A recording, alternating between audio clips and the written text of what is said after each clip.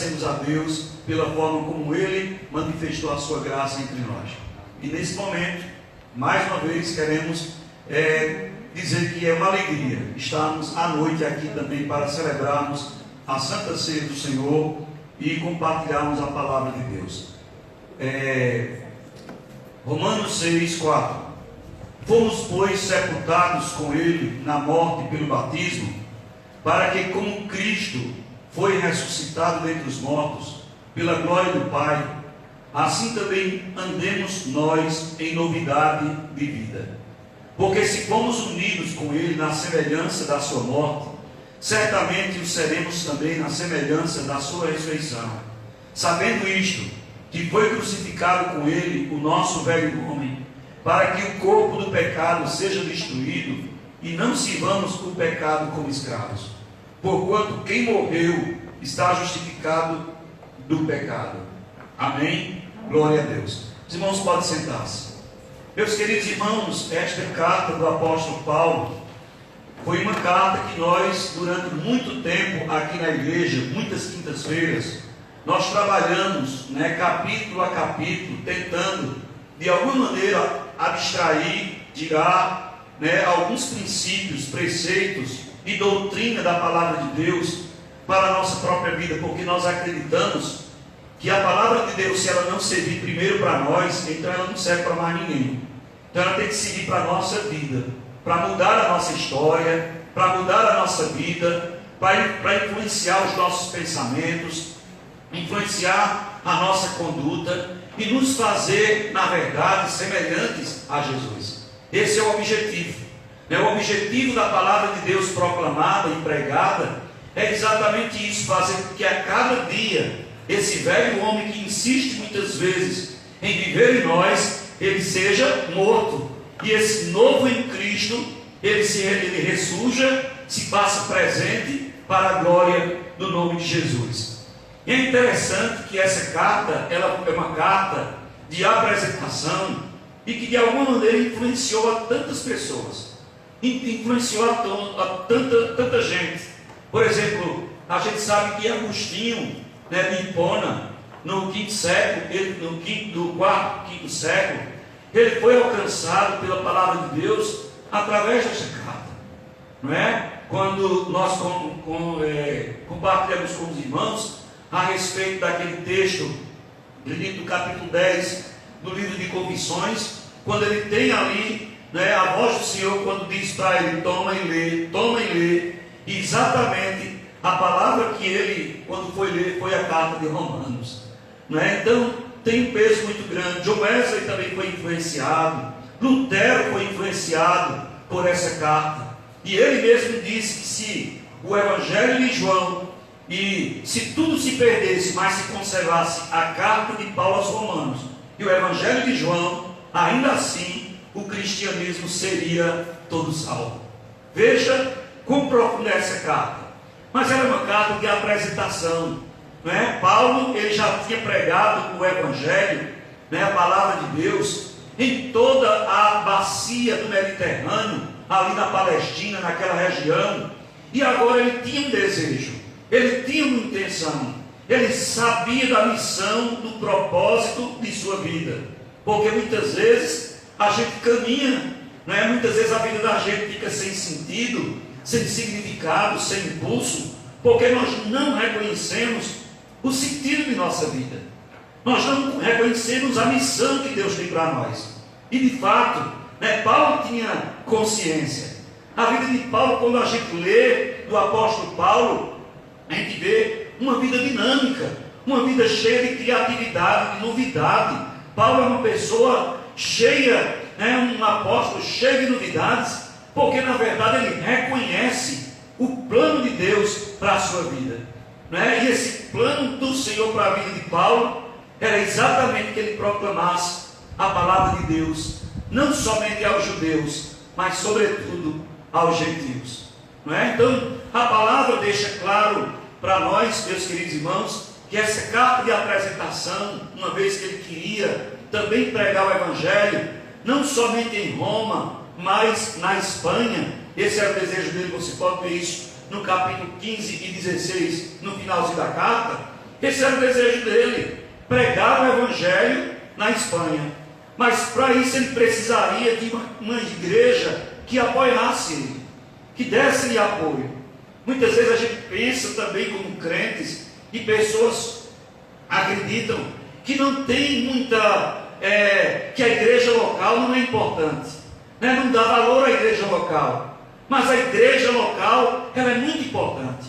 Uma vez João Soares entrevistou Nelson Ned e perguntou para ele, né, que tinha se convertido, tinha saído e agora tinha voltado de novo. E ele agora estava como crente. E aí, ele muito crente, o Nelson Ned, que era cantor, todos nós sabemos dele aqui. E eu lembro que nessa entrevista ele perguntou: olha, não há perigo agora de você deixar de ser crente de novo, porque você já foi uma vez, se desviou, você agora não é mais crente, e agora? Quem garante que você vai permanecer? E ele disse: agora eu não deixo mais Jesus. Sabe por quê? Porque agora eu tenho uma igreja, eu tenho uma igreja local, eu tenho um quartel, né? Eu tenho um local onde eu congrego, né? Porque quando eu me converti, eu voltei para Jesus daquela primeira vez, eu achava que não precisava de igreja, né? Mas preciso de uma igreja para apoio. E glória a Deus por isso, né? Que Paulo também tinha esse entendimento, apesar de ter o cabedal de conhecimento, de instrução, de orientação, de experiência com Jesus, porque ele disse que o Evangelho ele não recebeu de homem algum, como dizem Gálatas, mas do próprio Jesus, né? Ele precisava de uma igreja que lhe desse apoio. E aí ele escreve essa igreja, aonde? A mais próxima da Espanha, que era a igreja de Roma. Ele precisaria do apoio daquela igreja local, mas a igreja local tinha dúvida em relação ao seu apostolado, né? Tinha dúvida, muitas notícias. A igreja de Roma sabia e pensava mal a respeito de Paulo, e Paulo vai escrever exatamente essa carta para dizer a respeito de sua fé em Jesus Cristo. E aí, meus queridos irmãos, no capítulo 6, versículo 4, né, ele faz uma exortação, né? Ele trata do conhecimento, ele mostra, se apresenta através de uma exortação, né? E essa exortação se resume apenas nessa frase: assim também andemos nós em novidade de vida, né? Então o cristão ele é chamado a andar em novidade de vida, e ele diz que essa novidade de vida não é fruto, não é produto, meus queridos irmãos, essa mudança de vida não é produto de uma sentença médica. Muitas pessoas mudam de atitude, de postura em sua vida porque o médico lhe fez um medo.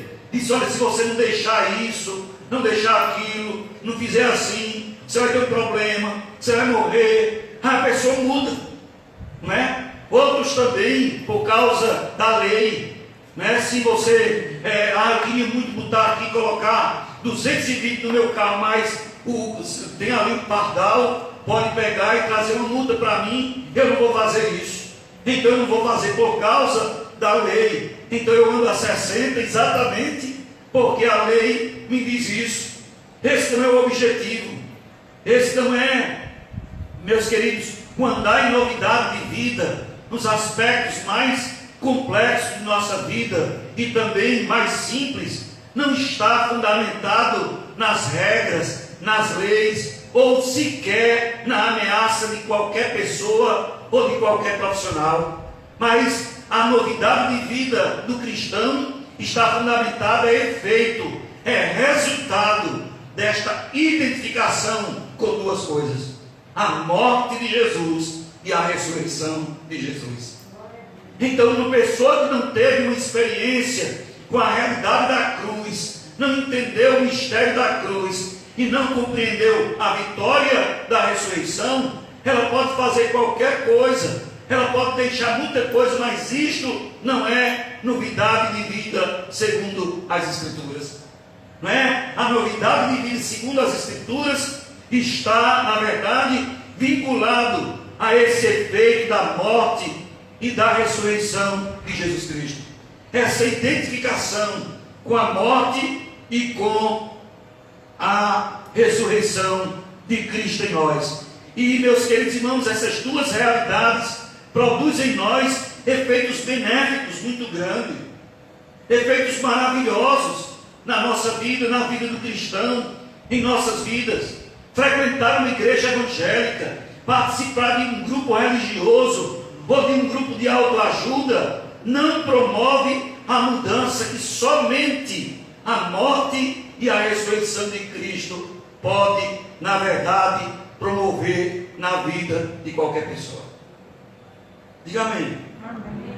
Entendeu? Então, tem duas coisas aqui, dois fatos importantes que vai fazer, é o fundamento, que vai trazer um resultado, o efeito, da novidade de vida, que é exatamente essa identificação com a morte e a ressurreição de Jesus.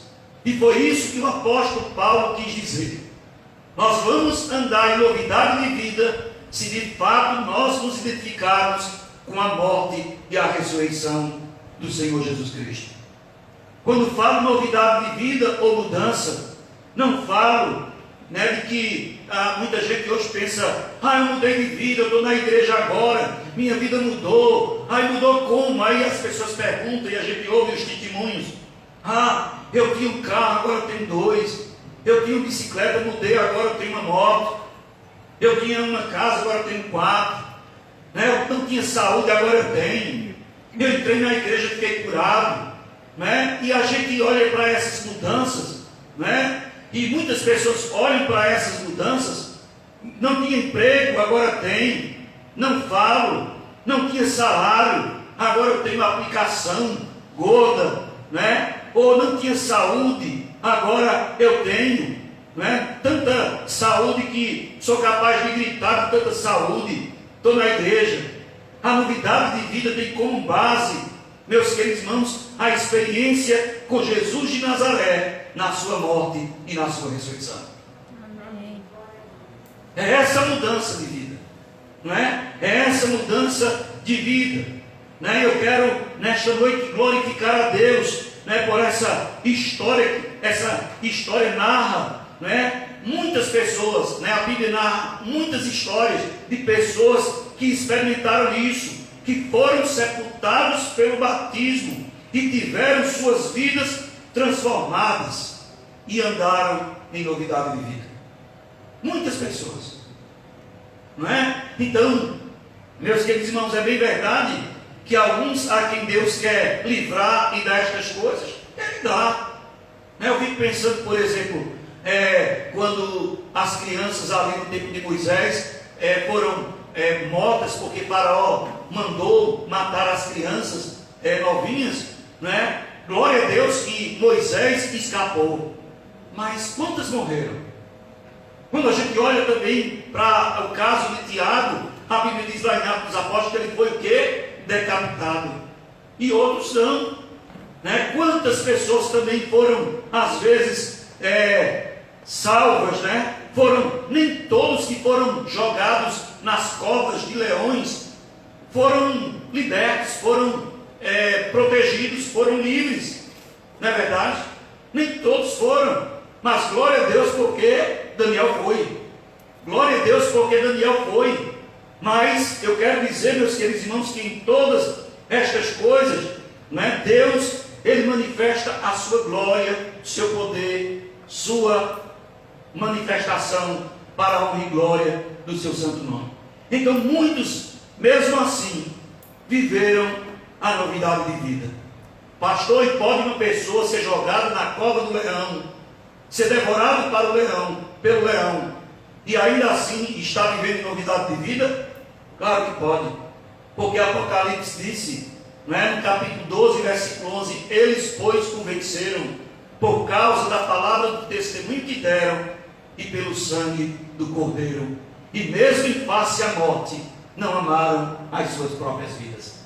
Então essa nova vida, essa novidade de vida, nada mais é, meus queridos irmãos, do que você enfrentar até mesmo as covas de leões, enfrentar até mesmo as dificuldades da vida, e ainda assim, pela experiência que você teve com a morte e com a ressurreição de Cristo, ainda assim, você dá glória a Deus, exaltar o seu nome, testemunhar o seu poder e dizer que Deus é fiel.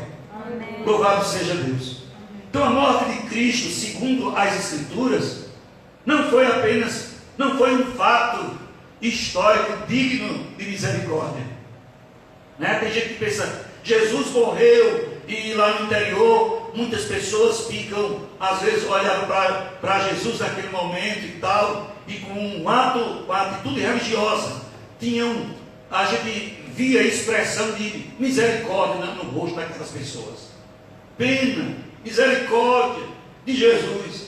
Mas aquele ato da cruz, de fato, meus queridos irmãos, é um fato histórico de triunfo. É um ato histórico de triunfo. Porque jamais um perfeito morreria por um imperfeito. Jamais um puro morreria por um impuro. Jamais alguém como o Senhor, como a Bíblia diz, jamais o justo morreria pelo injusto, por nós, como diz a Bíblia.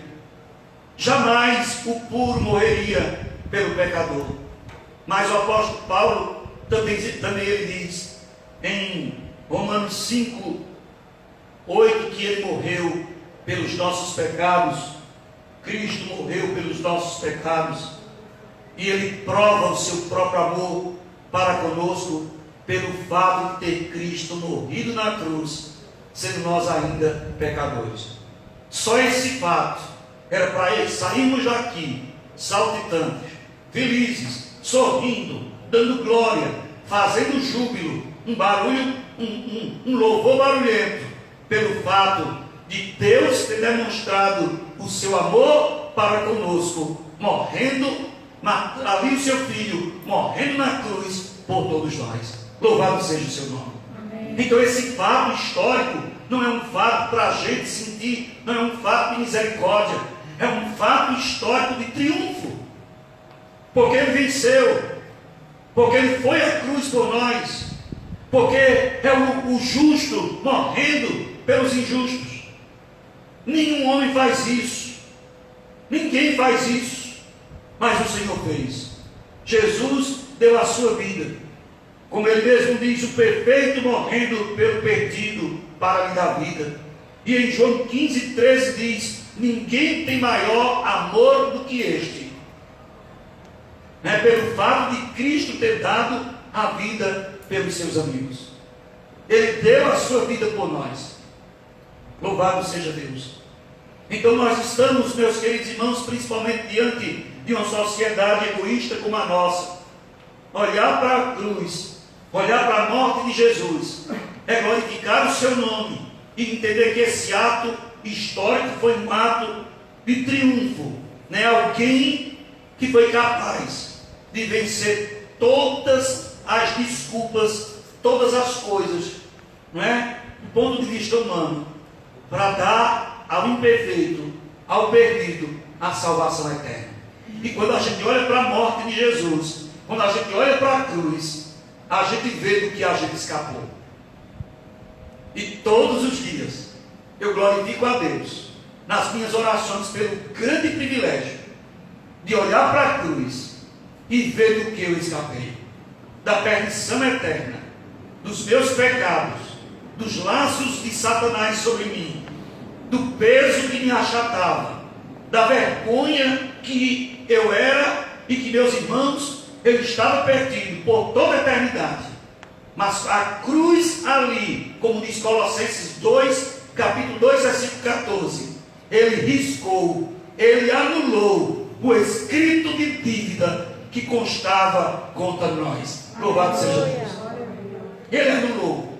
Então a cruz, esse fato glorioso, quando eu olho para a cruz e me identifico com o meu Cristo, com Jesus, eu tenho certeza que eu posso, a partir daí, viver essa nova vida, que, como diz o nosso presbítero Wilson, reverbera não somente por uns dias, mas por todos os dias que Deus propôs e estabeleceu para nós. Amém. Louvado seja Deus. Amém. Eu quero nesta noite, dizer para vocês, Ele tomou a nossa causa na cruz. A cruz é um fato histórico de triunfo.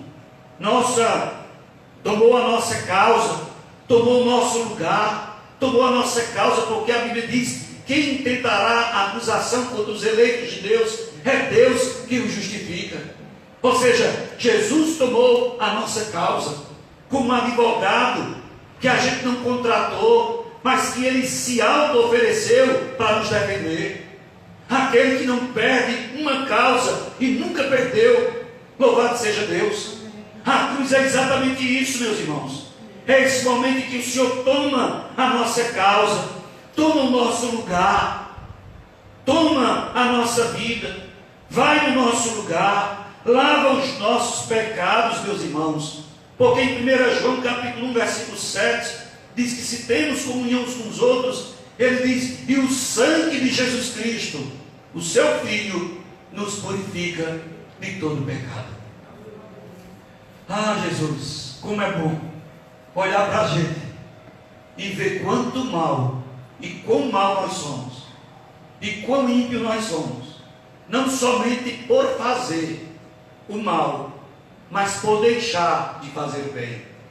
Lá no capítulo 25 de Mateus, Jesus, ele disse: eu tive fome e não me deste de comer, eu tive sede, não me deste de beber, eu estava nu e não me vestiste. E aí os discípulos disseram: mas Senhor, quando foi que nós pedimos assim? Ele disse: quando tu deixaste de fazer. Então, mostrando, meus queridos irmãos, que o fato que nós somos pecadores, não somente porque praticamos o mal, mas também porque deixamos de fazer o bem quando podemos. Mas Ele também nos lavou disso. Dê glória. Ele nos lavou disso, porque também nós estávamos condenados por isso. Não por ter feito mal, mas por ter deixado de fazer o bem. E nós estamos aqui gratos a Deus por essa oportunidade pela cruz, porque nos identificamos, como Ele diz, que nós fomos sepultados com Ele na morte pelo batismo.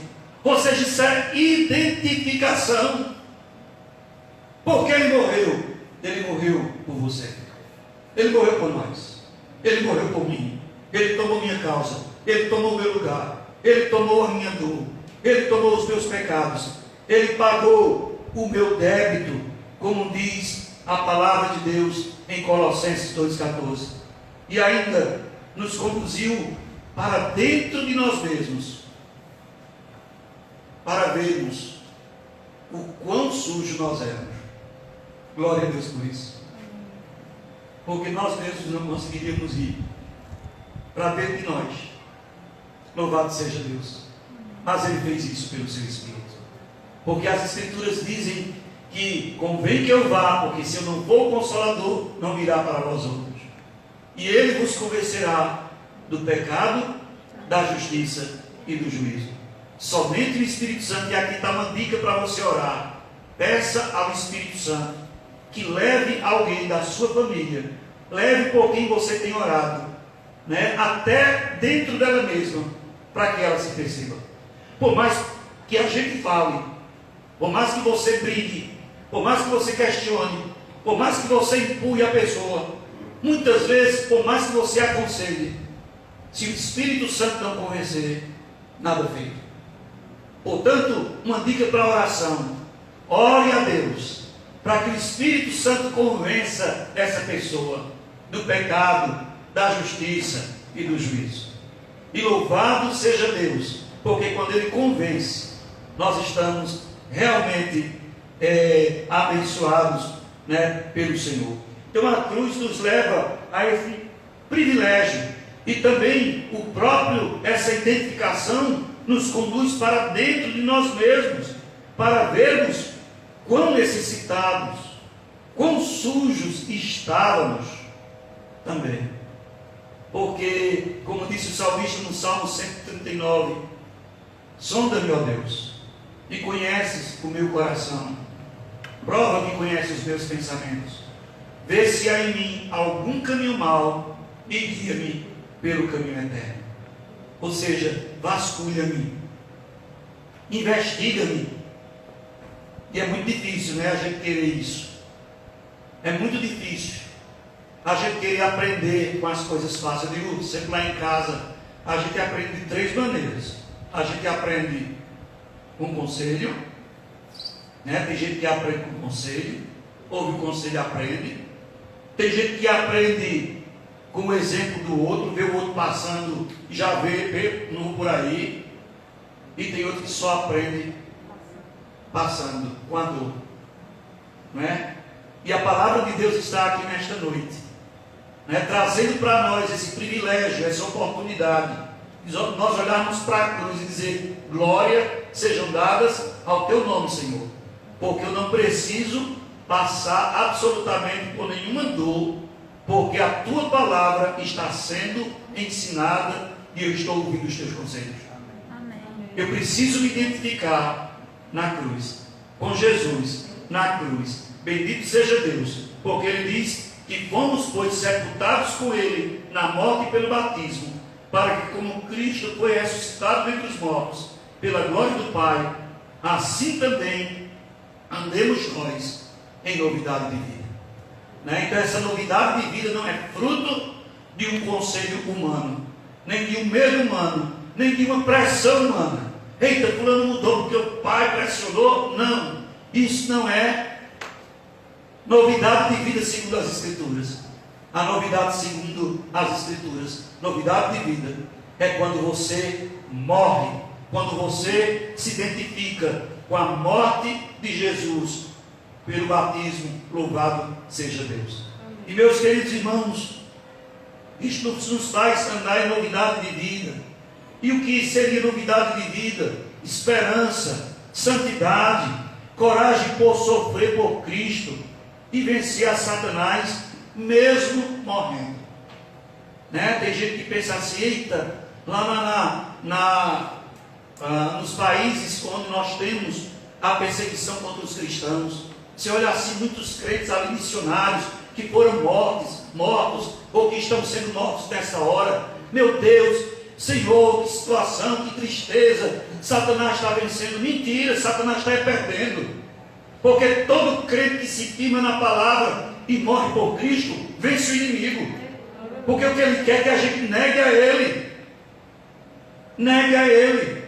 negue a Jesus. Mas nós estamos aqui exatamente para isso, meus queridos irmãos. Então isso é novidade de vida. E a ressurreição, Cristo ressuscita para a nossa justificação, como diz Romanos 4, 25. O resultado dessa identificação com a morte e a ressurreição traz o que para nós? O que é que vem disso aí? O que é que resulta dessa identificação com a morte e a ressurreição de Cristo? Qual é o fruto disso? É falta de tribulação? Não, mas é paz nela. Mas é paz em meio a ela. Né? A palavra de Deus diz à igreja de Éfeso, aliás, à igreja de Filadélfia: eu te livrarei da hora da provação que há de vir sobre o mundo todo. Né? Ali não significa que Ele vai tirar a gente do meio da tribulação, mas no meio da tribulação nós vamos sentir a bênção de Deus, a proteção de Deus, a alegria de sermos dele. Amém. Essa é a maior alegria. O que é que vem, o que é que resulta dessa nossa identificação com a morte e ressurreição de Jesus Cristo? Novidade de vida. E o que é novidade de vida, meus irmãos, senão paz em meio à tribulação deste mundo? Porque olhe para o mundo, olhe para os problemas da vida, mas no meio de tudo isso, se você teve uma experiência realmente com Jesus, se identificou com a morte e sua ressurreição, você anda em novidade de vida. E o que é novidade de vida? É mesmo em meio à guerra, você ter paz. Porque no mundo não é assim. O normal do mundo é desespero. Mas o crente, a igreja, tem novidade de vida. Glória a Deus por isso. Dê glória. O que é que você tem? Paz. Não diz que em João 16:33 diz: no mundo tereis aflições, mas tende bom ânimo. Louvado seja Deus. tem tribulações, né? Tem as dificuldades. Não vou prometer aqui para vocês que a mesma experiência que o irmão teve de livramento, você também vai ter. Pode ser que você não tenha, mas ainda assim, você pode morrer em paz. Você pode estar em paz. Você pode glorificar ao Senhor. Isso é novidade de vida. O mundo não compreende isso. Então o que é que vem dessa identificação com a morte e a ressurreição de Cristo? Vem novidade de vida. E o que é, como se manifesta essa novidade de vida? Se manifesta em gratidão a Deus, louvor ao Senhor, gratidão a Deus por tudo que Ele tem feito e por tudo que Ele vai fazer. Já dizia Shakespeare, ter um filho ingrato é mais doloroso do que a mordida de uma serpente.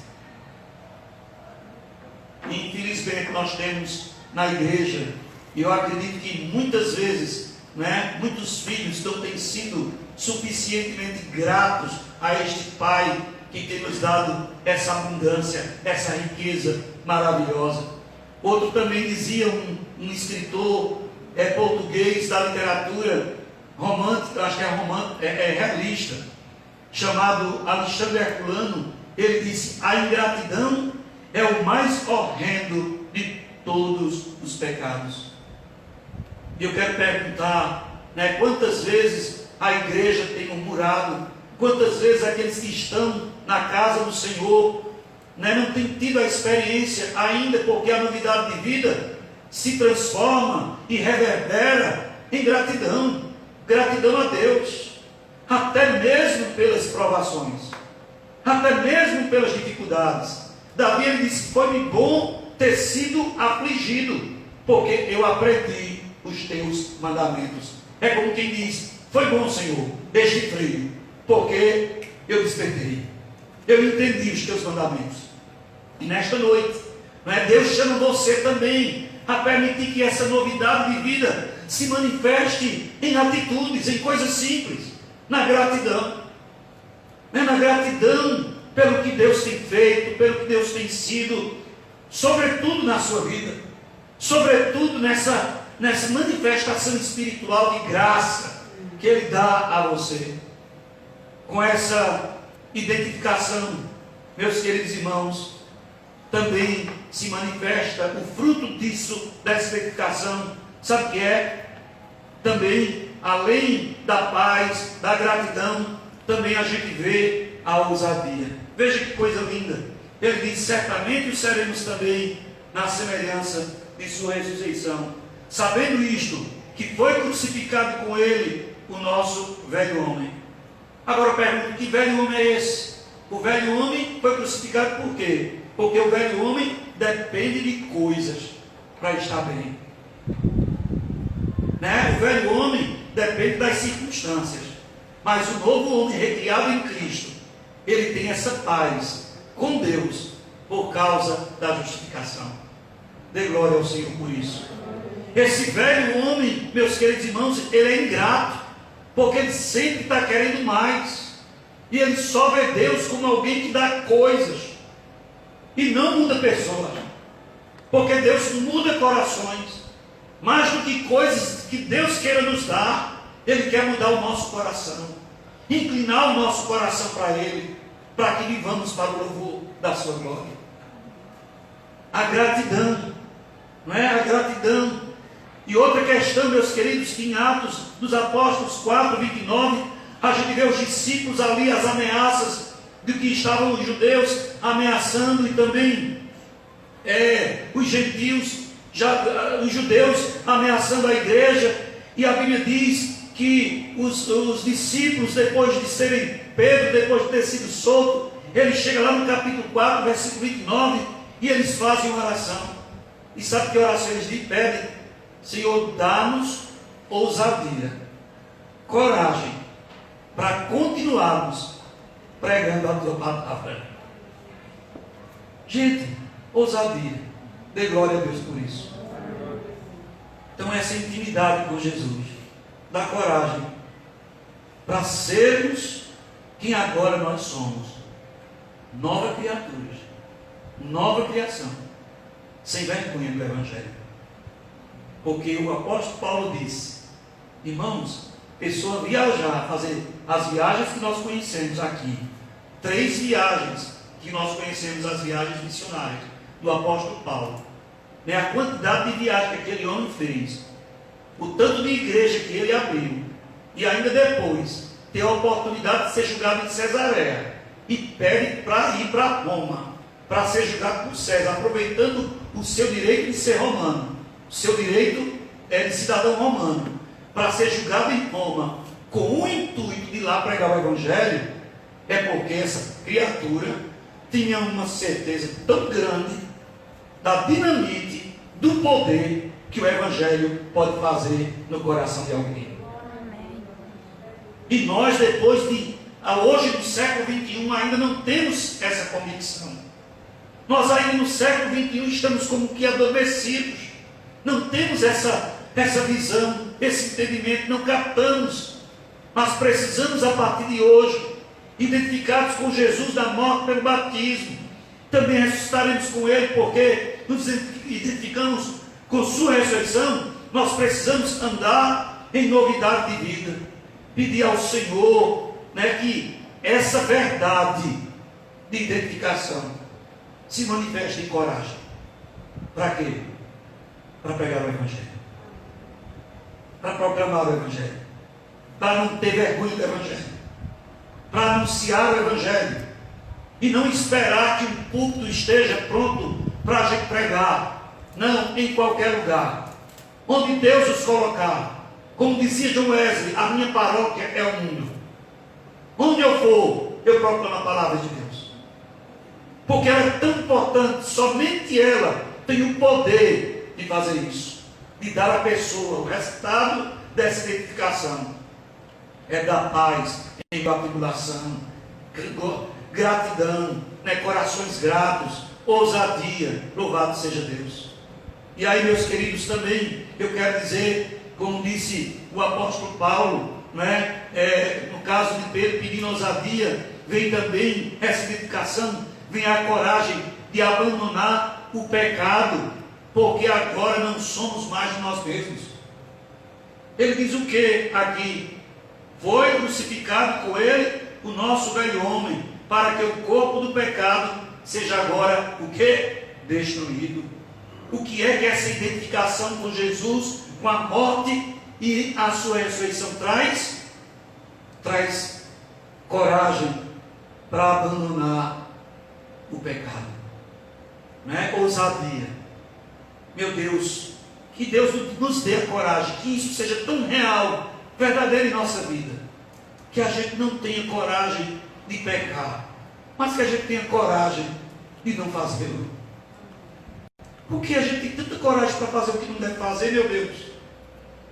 Como nós somos ousados. Senhor, que a ressurreição, que a morte de Cristo faça o inverso entre nós. Que eu tenha coragem de te obedecer. Que eu tenha medo, meus queridos irmãos, porque você vai aí na avenida Conselheiro Aguiar, você vê a coragem que aquelas mulheres têm de entrar num carro de pessoas que não conhecem o perigo que é. Elas têm uma coragem tão grande de fazê-lo. E nós aqui, uma vez que nos identificamos com a morte e a ressurreição de Cristo, é para que esse velho homem que gosta do pecado, que tem coragem de praticá-lo, de fazê-lo, tenha agora o inverso: coragem de obedecer. Amém. Coragem de dizer: eu quero viver para a glória de Deus, porque eu não pertenço mais a mim mesmo. Louvado seja Deus. Amém. Meus queridos irmãos, esse é o nosso desejo, não é? Que a palavra de Deus, o apóstolo Paulo, ele traz para esse povo, para a igreja dos romanos, escreve essa carta, dizendo que é exatamente o segredo dessa vida nossa, é andar em novidade de vida. A igreja, o crente, ele anda em novidade de vida, porque tem como fundamento a identificação com a morte e a ressurreição de Jesus Cristo. Depois vem a generosidade, que é a preocupação com o outro e não com as coisas, né? Hoje as pessoas estão preocupadas com coisas, né? A gente se preocupa com o carro, tem que lavar o carro, ajeitar o carro, tirar a poeira do carro. A gente se preocupa com os móveis, a gente se preocupa com a roupa, a gente se preocupa com as coisas, o celular novo, as coisas. Mas a gente precisa entender que essa identificação com a morte e a ressurreição de Jesus faz a gente valorizar as pessoas e usar as coisas. Louvado seja Deus. Sermos generosos. E por fim, meus irmãos, veio o fervor e o amor pelo Evangelho.